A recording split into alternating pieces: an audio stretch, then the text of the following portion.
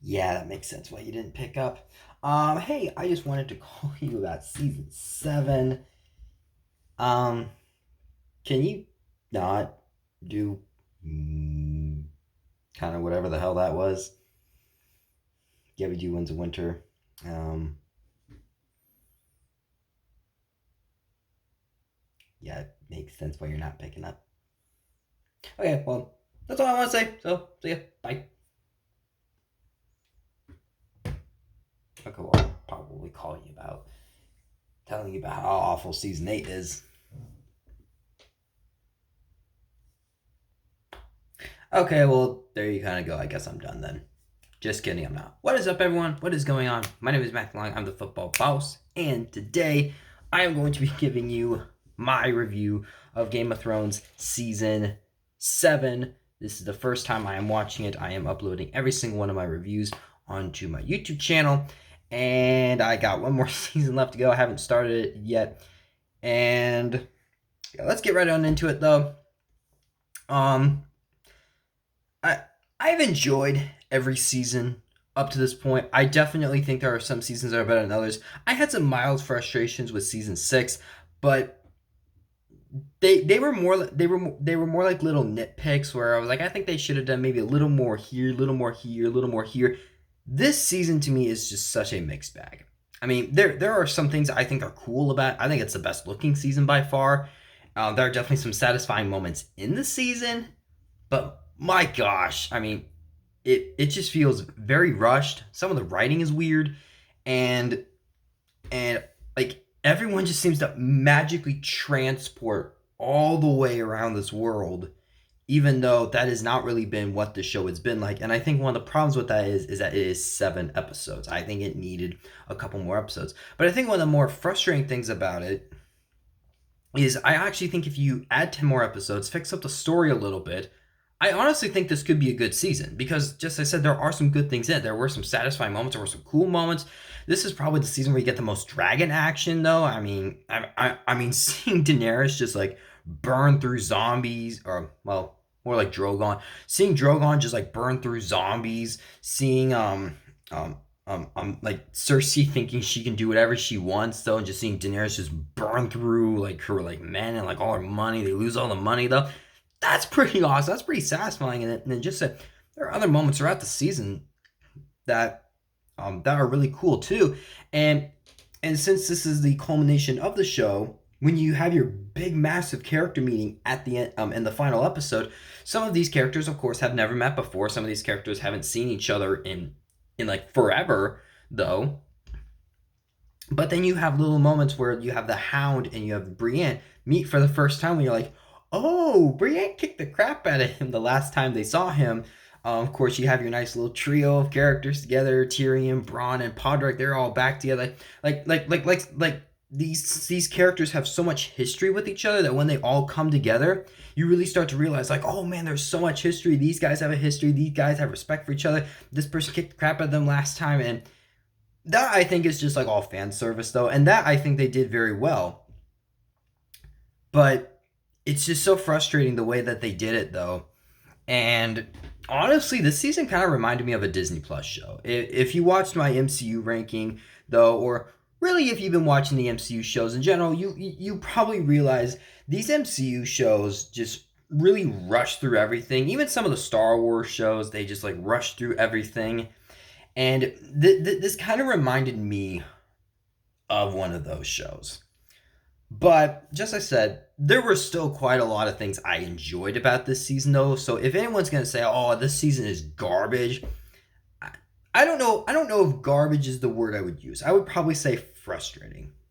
And to me, a frustrating show is it's like the flaws are clearly there. The flaws are like you can't ignore them. You can't forgive them. It's like, okay, they're there and they're not very good.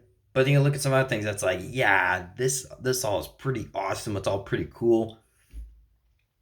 And but yeah, to me, that's basically what this season was. And I went into season 7 being like really enjoying the ending of season 6, being like, man, how are they gonna screw this up? Now I'm going into season 8 and I'm now actually very concerned because I've heard a lot of crap about season 8, and also it is 6 episodes, and just as I said about the Disney Plus shows, I don't think the 6 episodes work. So I'm very nervous about season 8. And then and actually you actually guys are probably going to get this review. Actually I'm going to post this next Friday because I post my Game of Thrones reviews on Friday. Or well, they take a long time to load up though, so probably for some of you guys on Saturday. You guys are most likely going to be getting the review in actually next week because I actually have the house to myself for a weekend, so I'm probably just gonna binge it because it's 6 episodes long. So you should get the review, season 8 review next week, and then I will also record ranking of the seasons, and then of course character rankings, and then I'm probably done for this channel. I'm working on getting getting another one. I got someone coming over today who's gonna help me out with that, hopefully. Okay, so let's start off with the Hound. And the Hound is with the Brotherhood, and if there was something that I thought was really cool about this first little bit, though, I thought the Hound actually had a very good arc in the first episode, and that little and the little bit that we have with the Hound before he just teams up with everyone else, though, I thought all was pretty cool because he joins up with the Brotherhood. The Brotherhood, they're trying to get over the wall because they're like, oh yeah, the Night King, Army of the Dead's coming, so we gotta go. Yeah, someone's gotta go take care of that though. Hound is joining up with them. They're walking along, and they come upon a house where they're like, okay, we're gonna stay here for the night. It's getting cold. It's dark out. Let's go. Let's go get some cover for the night. And I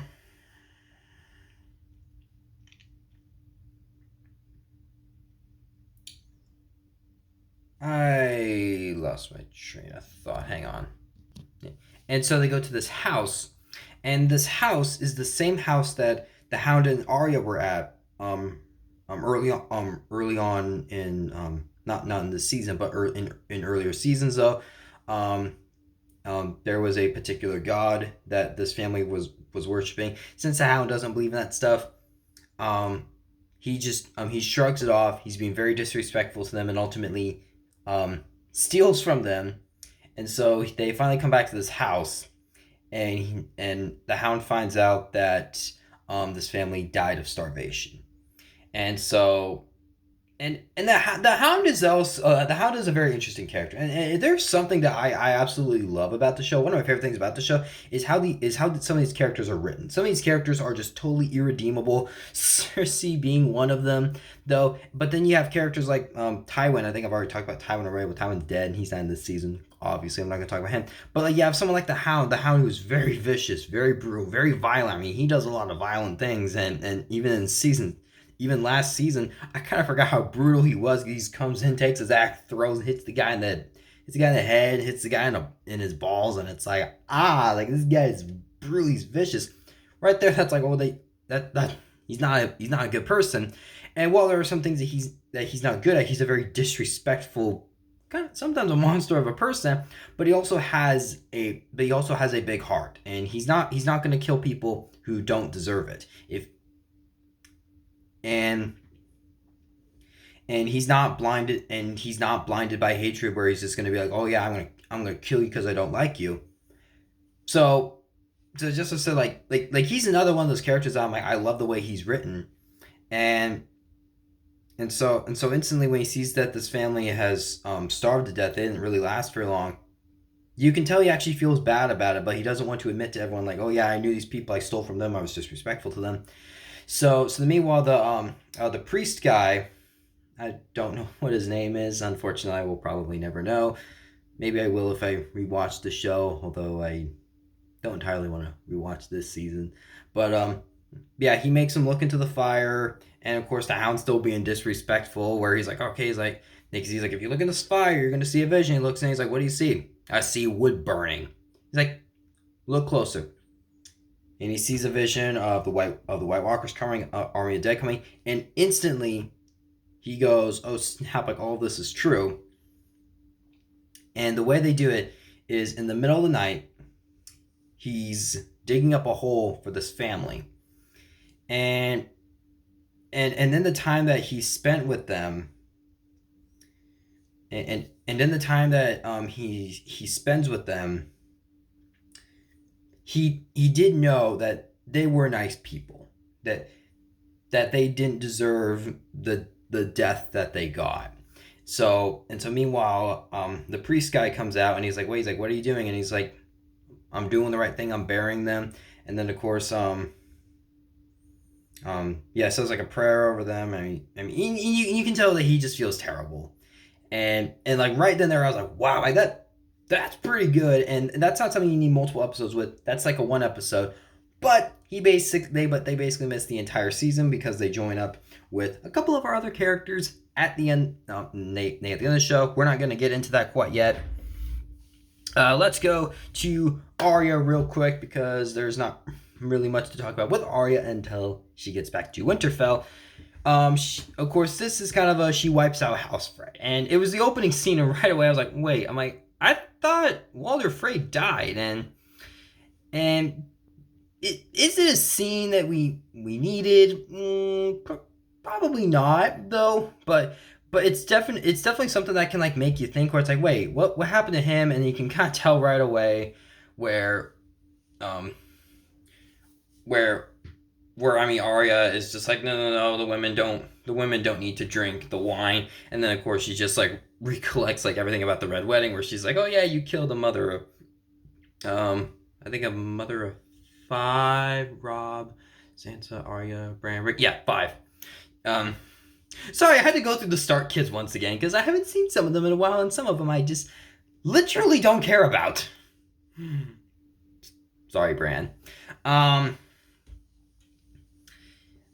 Yeah, she just like starts like going through it again, where she's like, oh yeah, you killed a mother of 5, you killed a pregnant woman, like, and like right away it's like, what the heck is going on? And then they start choking, and then pulls off his face and says, the North remembers. And it's like that right there.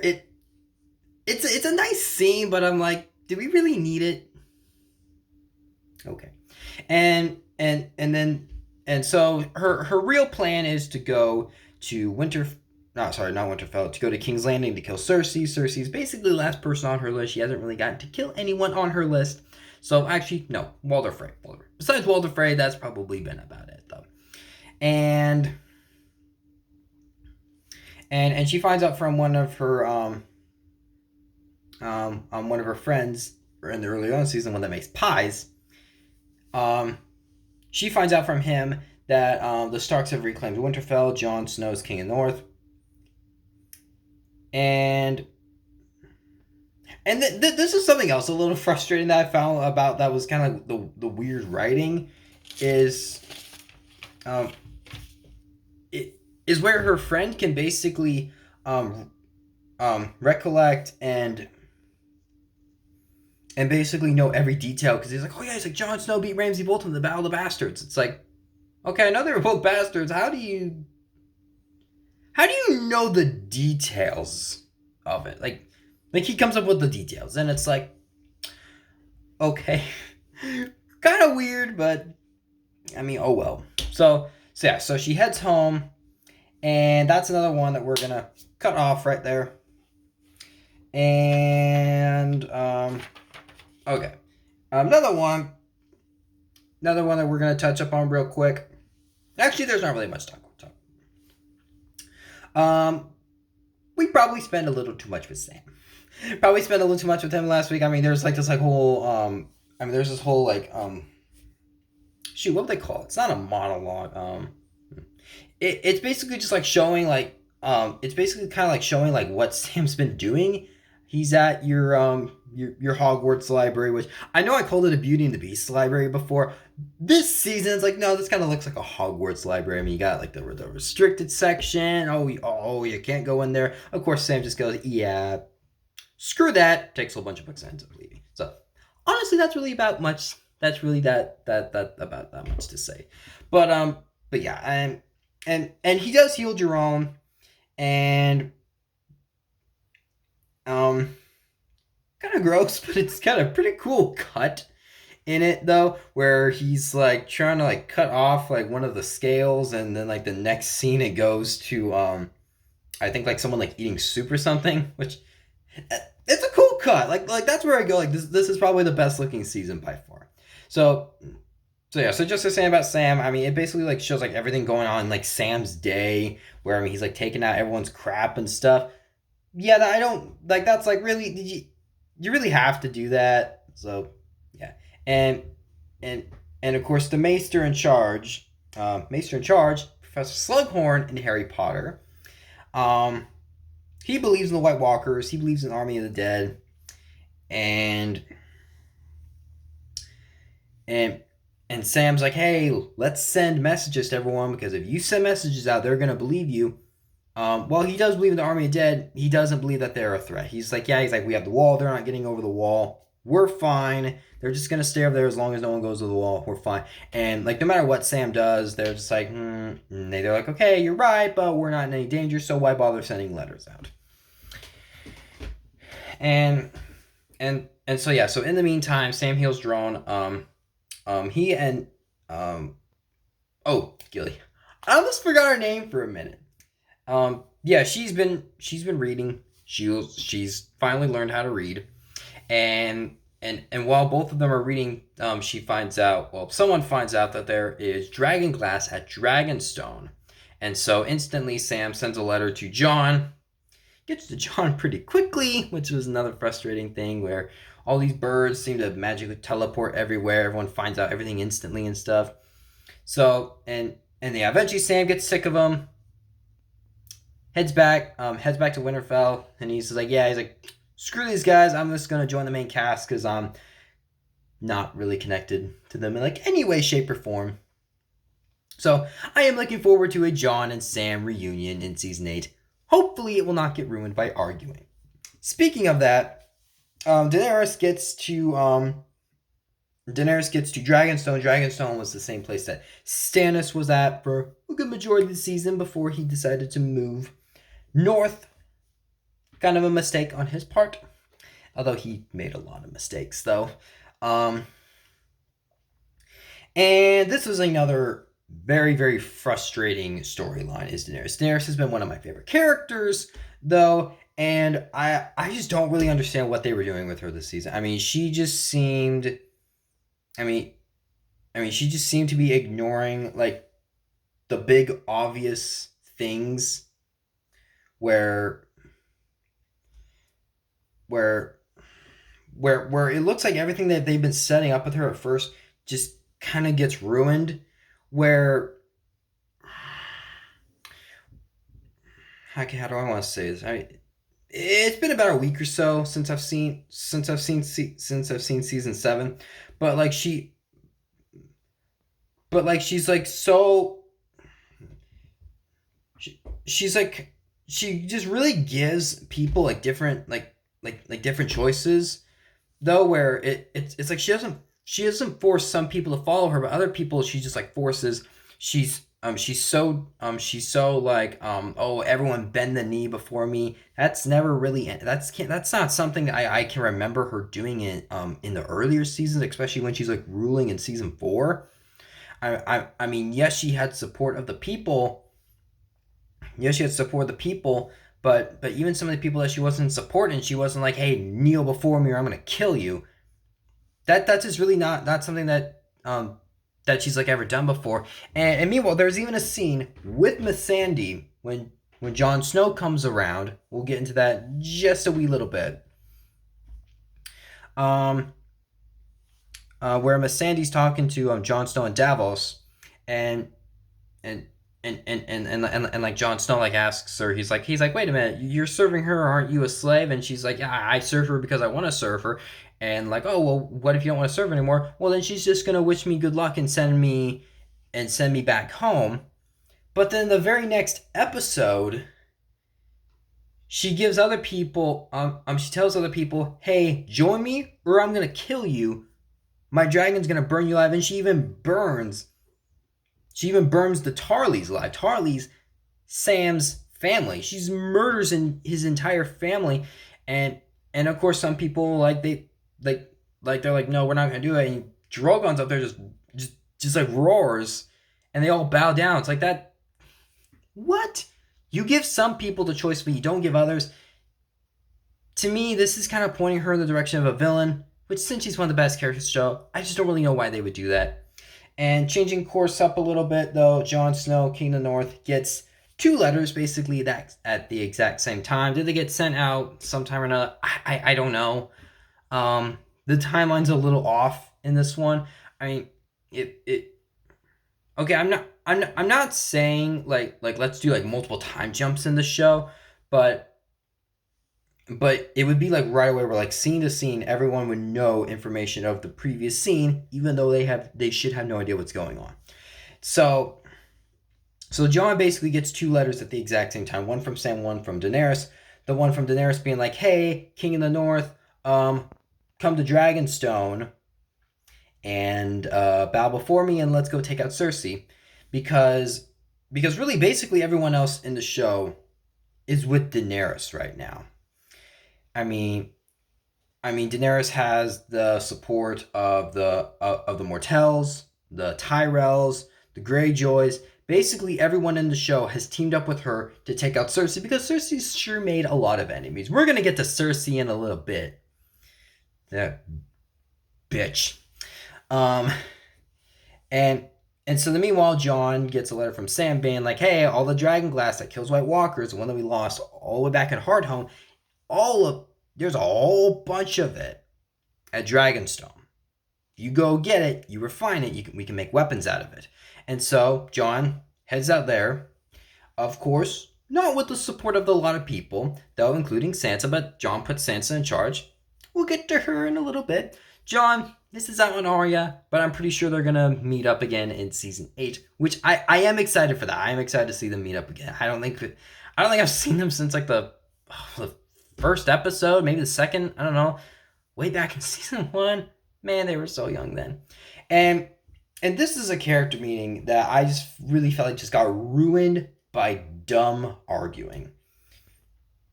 And I know the Army of the Dead and like White Walkers. I know it sounds crazy, though, because since the Army of the Dead and White Walkers haven't really been involved too much in the show, and basically people just in the North know about it, though.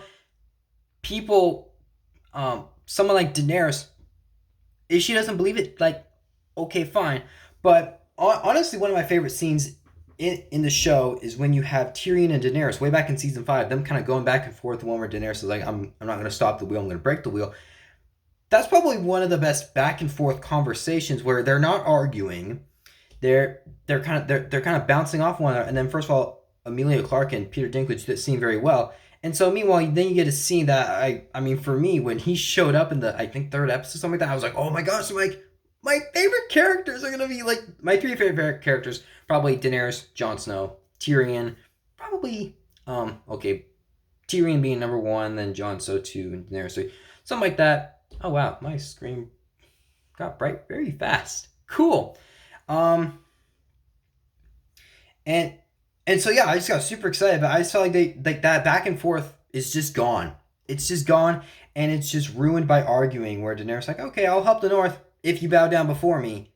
That just really doesn't seem like something that she's done for a while. So Jon Snow sticks around for a little while, and then in the meantime, Euron, the crazy uncle, Theon and Yara Greyjoy. He comes around because he's made a deal with Cersei that he's going to bring them a gift. He basically comes in because where are they all going? They're going somewhere. Battle strategy. He comes in. He basically destroys all of her ships. Kills 2 of these. I want to call them sandworms, but that doesn't sound right.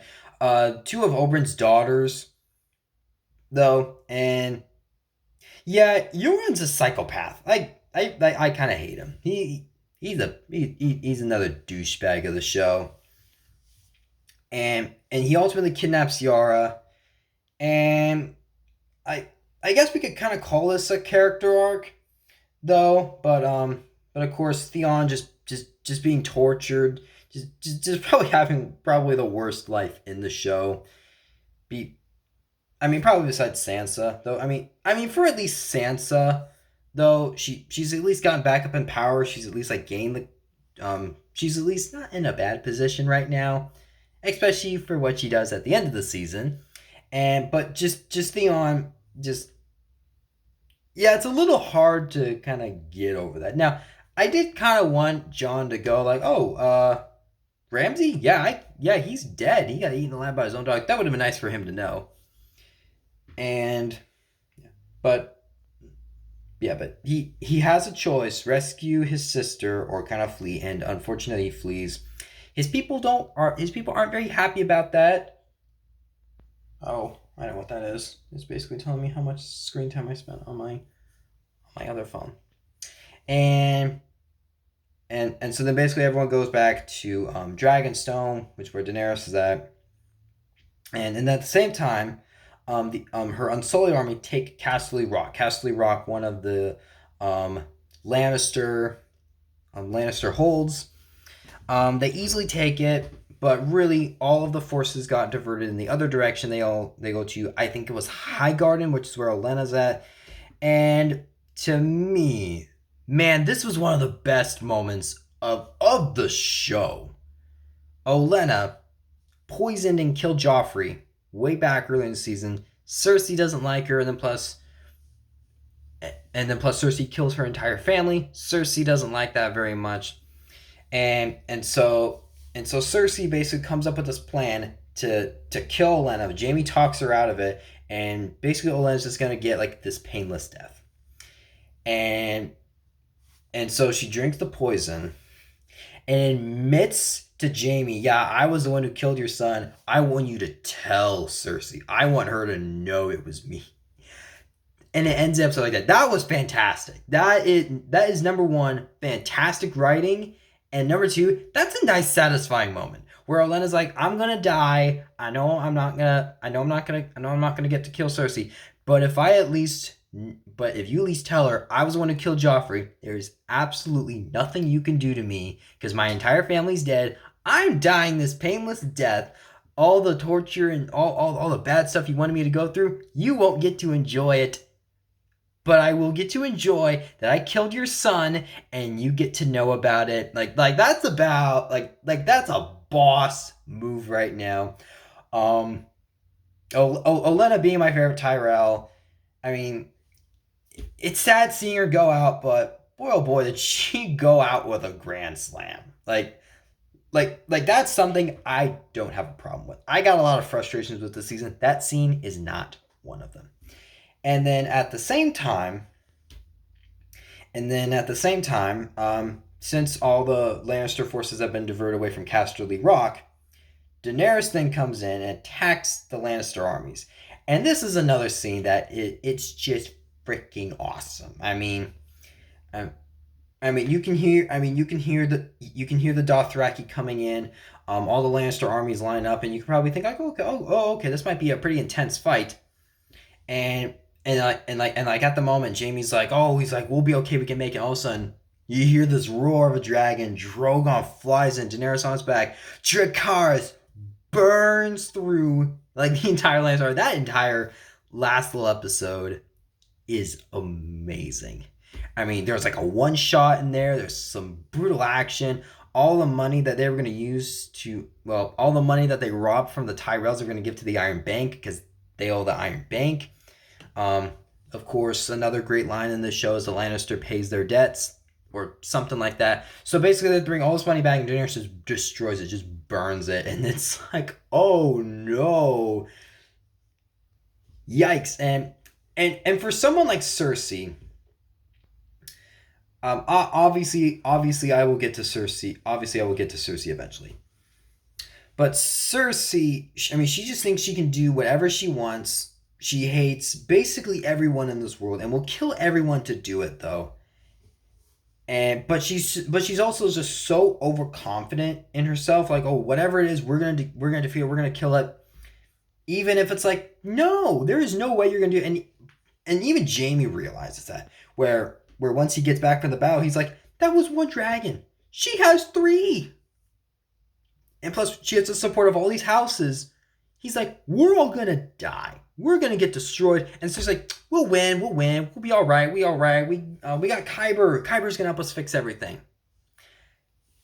That's pretty satisfying to see Daenerys just destroy basically everything of Cersei's. To be like, yeah, can you really do whatever you want?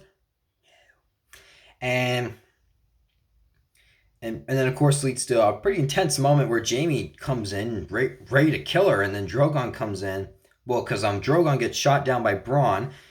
Bronn is another character I just feel like gets ruined because like everything he says have to have 3 words in it: fuck, dick, or cock.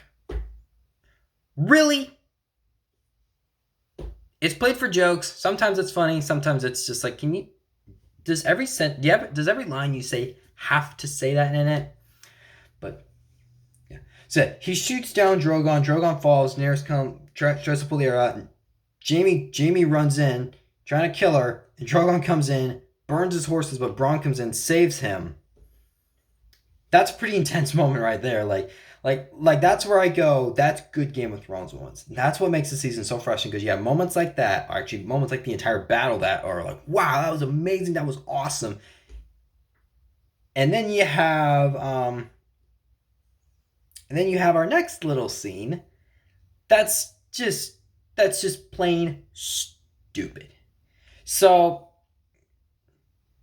yeah, basically they take out a good majority of the Lannister army. They get all the way back to Dragonstone, and around that time, actually I could probably flip over to the other side now.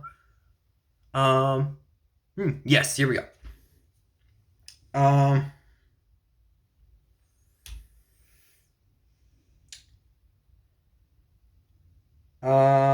Crud, I lost my train of thought again. And so around this time, Jon is eventually able to convince Daenerys that, oh hey, actually no, wait, I'm sorry, that was Tyrion.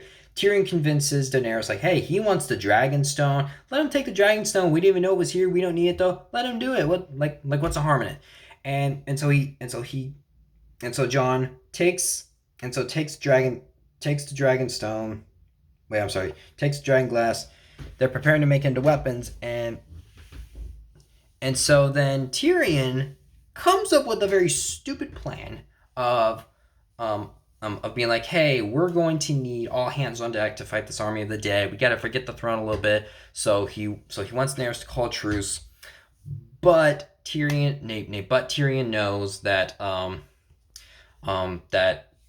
that if he tells Cersei, or actually if they call a truce and Cersei agrees to it though, and they go fight the army of the dead, he knows Cersei's gonna be like, yeah, I'm gonna take this opportunity to build up my army like bigger though. And so Tyrion comes up with a dumb plan where he's like, hey, let's go kidnap one of the zombies, bring it to her so we prove they exist. This is where I feel like the problem with the show comes around. I felt like they just did the first thing that pops into their head, and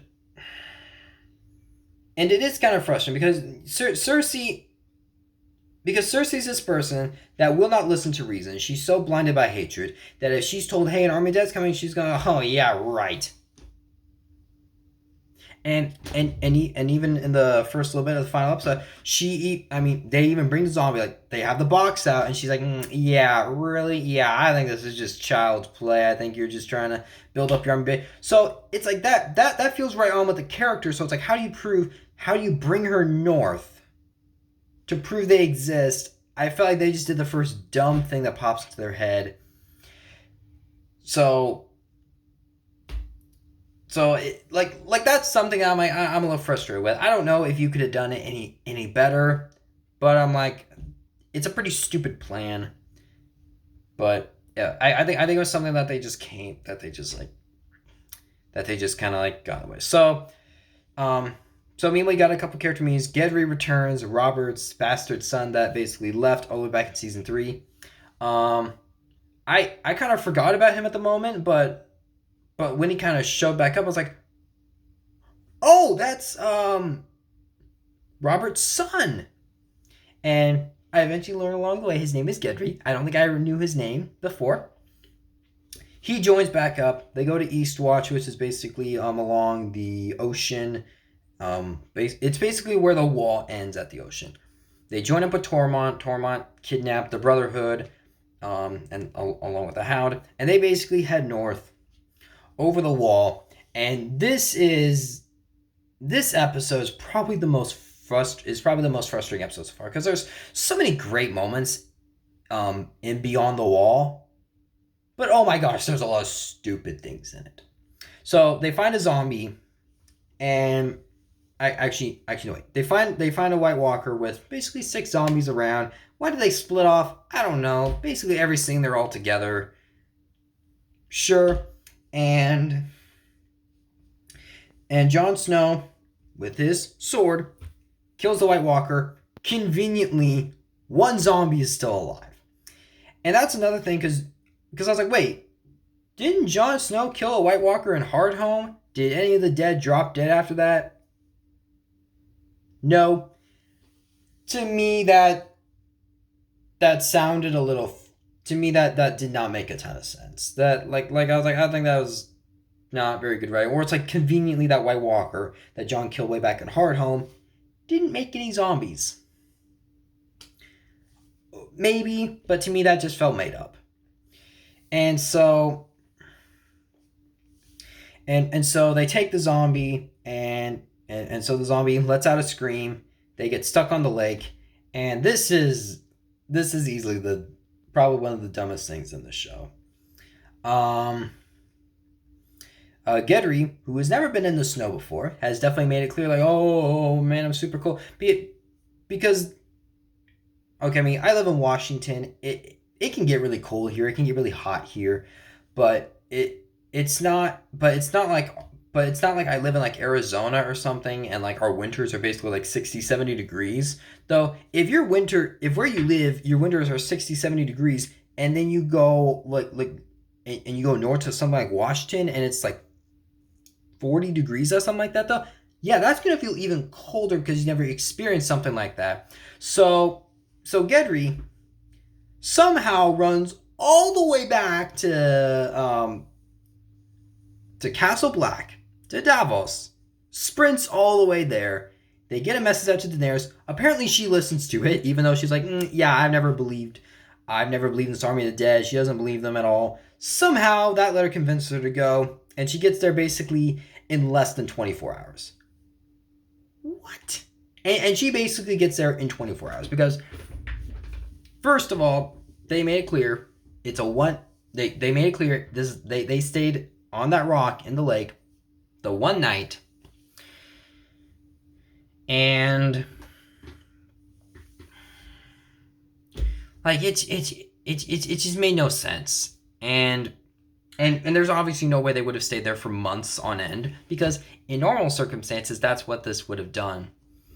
And so yeah, they get all the way to the wall, and of course, I mean, movies and TV shows always do this. I mean, Avengers Endgame basically does this, where, I mean, Thanos kicks the crap out of all the Avengers, breaks Captain America's shield, and then, okay, bear with me for a minute. Conveniently, that's when everyone comes. It's like at that moment.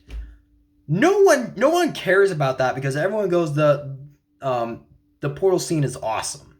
And I even said in my MC review, Endgame being my number one favorite MC movie, no one has a problem. Like that scene's awesome. No one has a problem with that. So for Daenerys, like, coming in our dragons, basically when all hope is lost, the zombies start coming up because they find out the lake is frozen. They all come up. They're ready to kill everyone.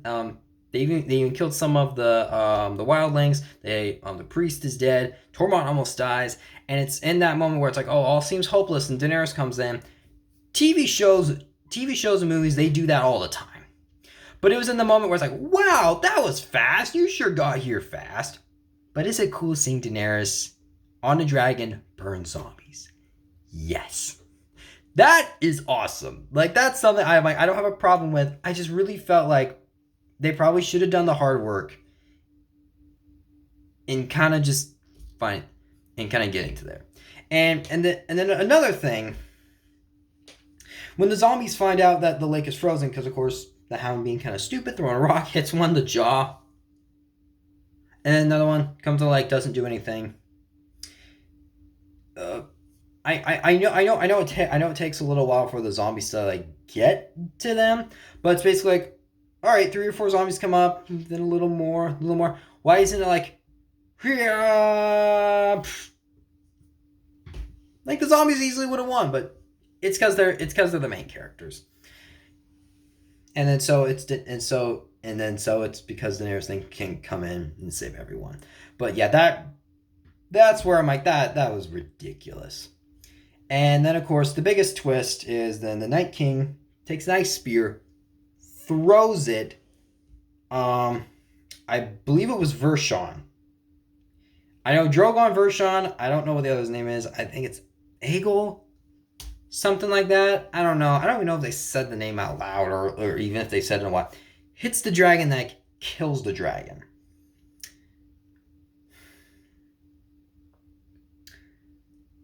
That was a moment that kind of made me want to cry. Like I'm like, what? Seriously? What? So they end up getting out, but the thing that's like so stupid is that they're about to get out. They have the zombie, and Jon wanders off from everyone. Like it's like, why are you wandering off from everybody? Doesn't make no sense. So they ultimately have to leave Jon behind. Jon apparently doesn't get hypothermia now that he's dead, and then his uncle Benjen comes in, dies like 3 seconds after he comes in. I mean, he's got a cool fire whip, something like that.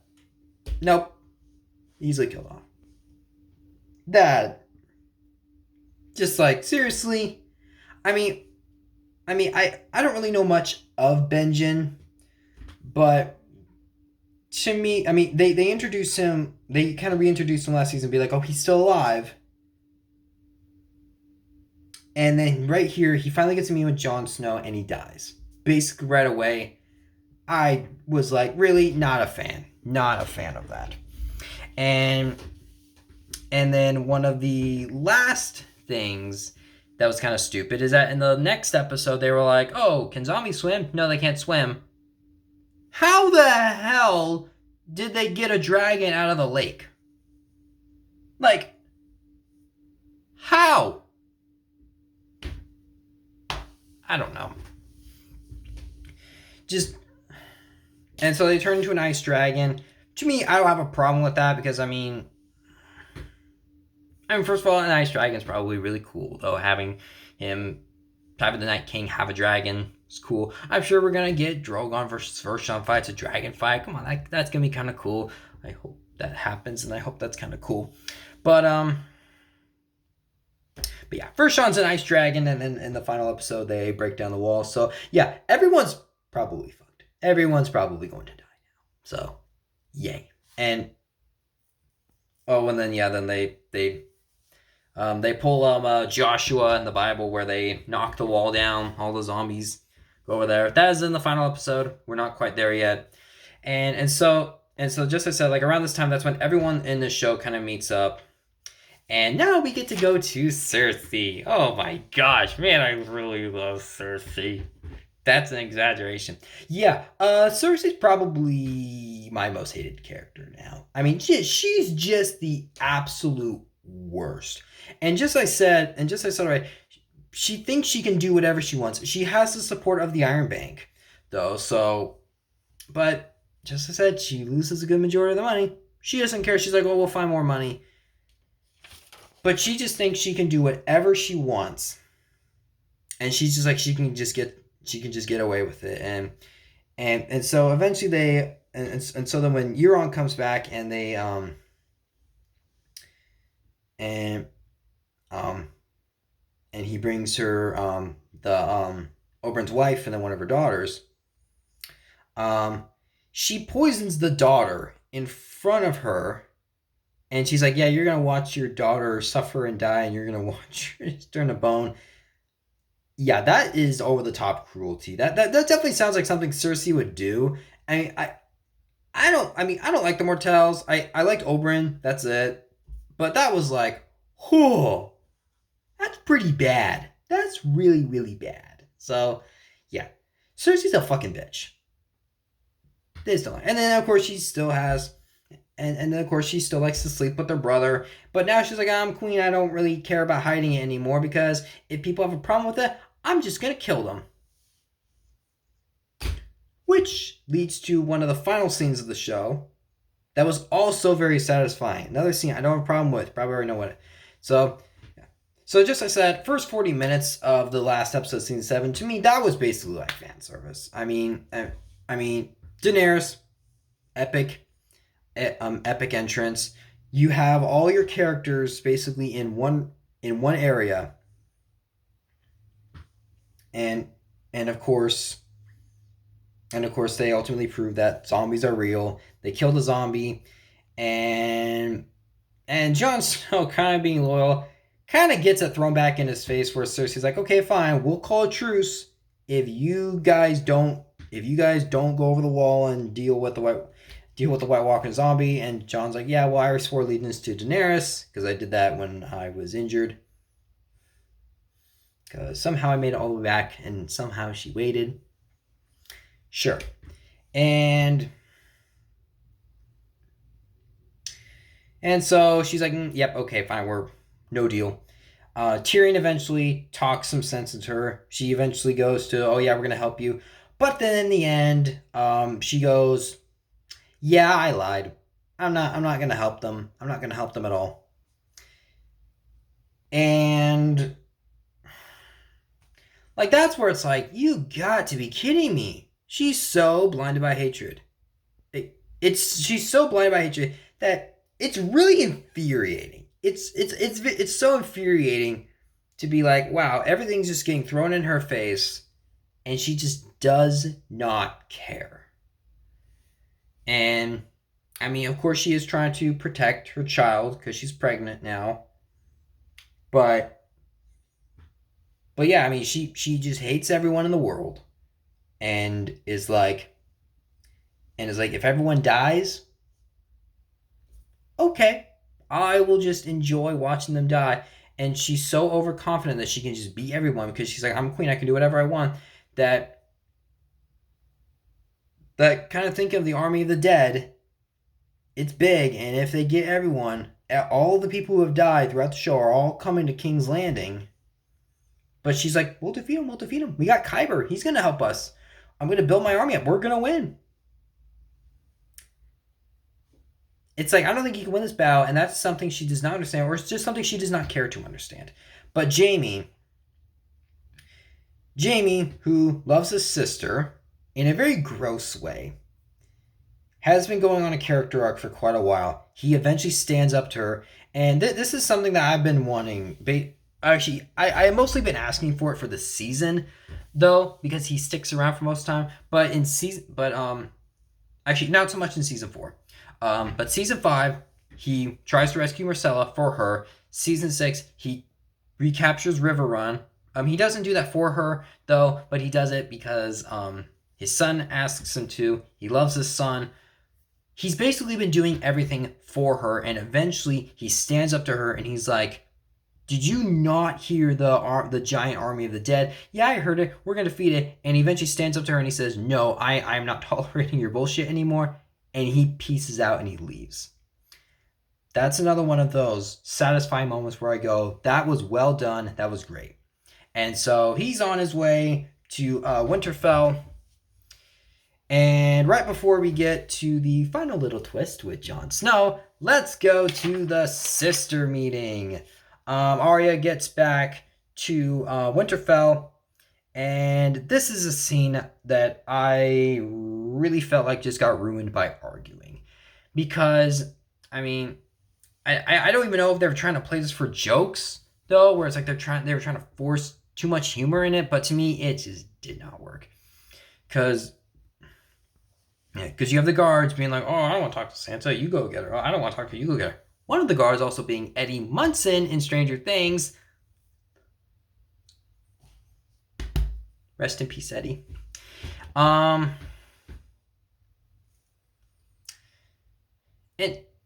And so I guess Sansa's like this terrifying leader that no one wants to talk to, I guess, because yeah, that's kind of the way they treat it, and they treat it as a joke.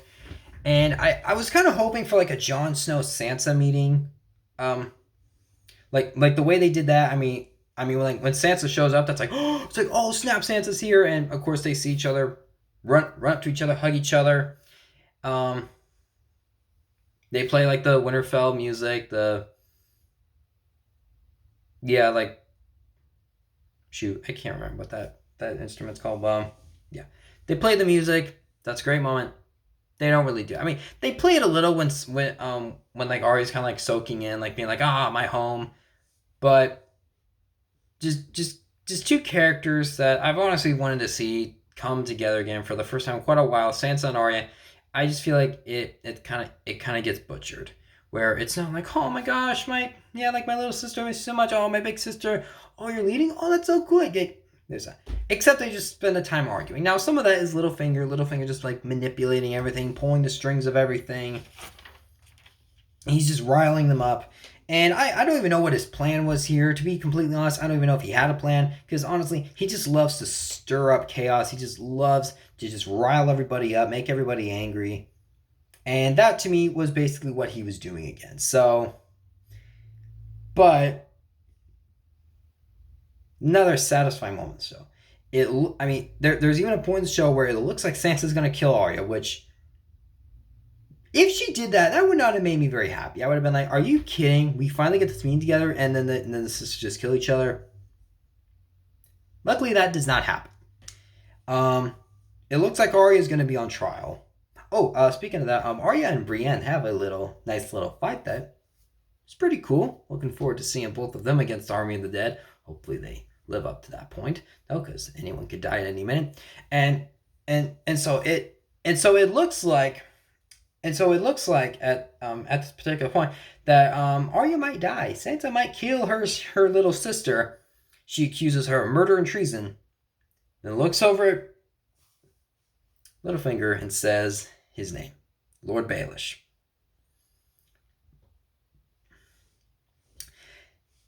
This scene was definitely very satisfying, and Littlefinger, to me, he's been one of the more interesting characters of the show. I haven't liked him very much, though, especially in the last couple seasons. But seeing him go out this way was pretty fantastic. Because, I mean, and could they have done it a little better? Like maybe Sansa could have been like, hey, Bran, thanks for warning me about this. Because Bran eventually comes back. Just so that I don't even care about Bran. There's not even really much to talk about with him. He comes back. Since he's not a three-eyed raven, basically has no personality, just talks like this in his wheelchair sometimes, touches things. That's it. He sees everything. He knows basically everything that's going to go on. Well, he basically knows everything that's going on with Joe. Got a quick little recap. They're probably much quicker than these videos. And he sees Ned. And he sees Littlefinger betray Ned. He sees him kill Jon Arryn. Jon Arryn, Hand of the King, that really kicks off this entire show. He just sees every little bad thing he's done. And so when Littlefinger goes, and so when Littlefinger just denies all these charges, he's like, none of you were there. None of you guys know what's going on. And Bran's like, well, I wasn't there, but I saw it. And every little line he's thrown, like, I don't know the exact line, but I think it's something like, when I don't trust someone, I play a little game, something like that. Everything just gets thrown back in his face. Sansa thanks him for his service, and Arya walks up to him, cuts it fast. I mean, it's like, psh, cuts it fast, and he dies right there. Obviously, will not be in season 8. And then Cersei and Arya make up, and yeah, that's about it. And then So then like final two things. I kind of forgot about Theon a little bit. Theon still with like all the other Starks and stuff. He wants to go rescue his sister. He doesn't know how to do the right thing because he wants to do the right thing, but he's also been very, very traumatized by his past. And so he and so John gives him some advice. He ultimately forgives him for everything that he's done. And so Theon tries to gather his men together, and he's like, "Okay, guys, like let's go rescue my sister." One of the guys is like, "Why would we follow you? You got no cock. You don't. You're kind of a wimp." And so he picks a fight with them. Theon kind of does a Captain America, I can do this all day. And yeah, apparently having no dick means you have no crotch pain, I guess. And so yeah, tries to knee him right there. Doesn't work.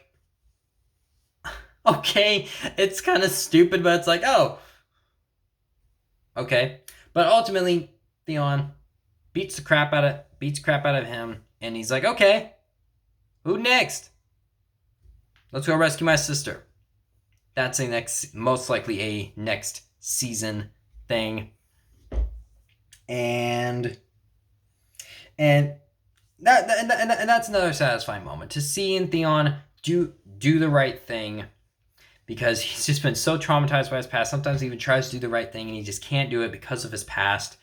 Right there, he finally steps up where he's like, okay, he's like, I'm gonna do the right thing. You want to stop me? You beat me up first, and ultimately beats the other guy up. That's another moment that is pretty satisfying. And then you get your final little twist. You find out who Jon Snow is all these years. You find out at a very awkward time, because Bran and Sam get to meet up. They had a little meeting in season 3. Sam took a whole bunch of books from the Hogwarts library and finds out about who Sam's parents are. Bran goes back to the past, and you see I want to say Varys, but I know that's not it. Daenerys' brother that the Drogon poured. Actually, not Drogon. Drogo. Khal Drogo poured the molten lava on a crown for a king. Something like that.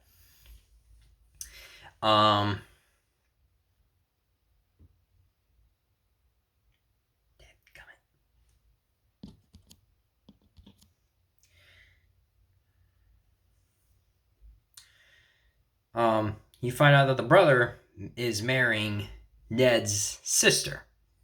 They had a baby. They didn't run off. He didn't kidnap her. They loved each other, and they got married. Which then means Jon Snow is older than Daenerys. They're cousins. His real name is Aegon Targaryen, the rightful heir to the Iron Throne. Which then means, hopefully, Jon Snow is going to be the king, and he's now to the person that I'm like, yeah, I now want him on the throne. And I'm gonna go out and probably say he's not gonna get it. And the reason why I say that is because of basically from what I've heard of season 8. If Jon Snow gets the Iron Throne in the end, I don't really see why people would be upset by that. So if you're asking me, I don't think he's going to get the Iron Throne. He's probably going to die, or he's probably just going to be stupid and be like, no, I'm not going to take it. So to me, that's basically what's going to happen. To me, that's basically what I'm theorizing. He's either going to die permanently, or he's going to be like, no, I just don't want it. So I hope that's not true. I hope he gets it, because now he's not number one person. And then also at the same time, while all this is going on, while Bran and Sam are learning about this, Jon goes into Daenerys' room, and boy, oh boy, do they get it on. And it's like, oh, you guys are related. Okay. So, yeah, that ultimately happens. But, yeah, so that kind of wraps up the season. So yeah, just as I said, just a very frustrating season. I think there was so much. I think there was quite a bit of good in it, but there was also a lot of problems in it that I just did not like. And for season 6, I can kind of forgive some of those problems. This, I'm like, I can't. So that is where I'm at with this season. And so yeah, I'll be getting into season 8 very, very soon. I'm very nervous. So And honestly, from what I've heard, I mean, I don't know anything like him like particular like spoiler wise, but since I wasn't the biggest fan of this season, I'm probably gonna go on a limb and say I'm probably not gonna like season 8 very much. I hope that's not true. I hope I love season 8. I hope everything you guys are saying is wrong. But if I don't like it, then I'm just gonna say I don't like it. I'm probably gonna put out the review a week from tonight. And yep. And I will see you guys all next time. Yeah, you can follow me on Facebook, MattheWleininger. We're gonna stop this recording. That's not it. There we go. There. And yeah, I will see you guys all next week. And by next week, I will probably know what my new podcast name is. Probably have more social media pages though. And I will see you all then. Week for tonight. Let's see who gets the Iron Throne. Please don't break my heart.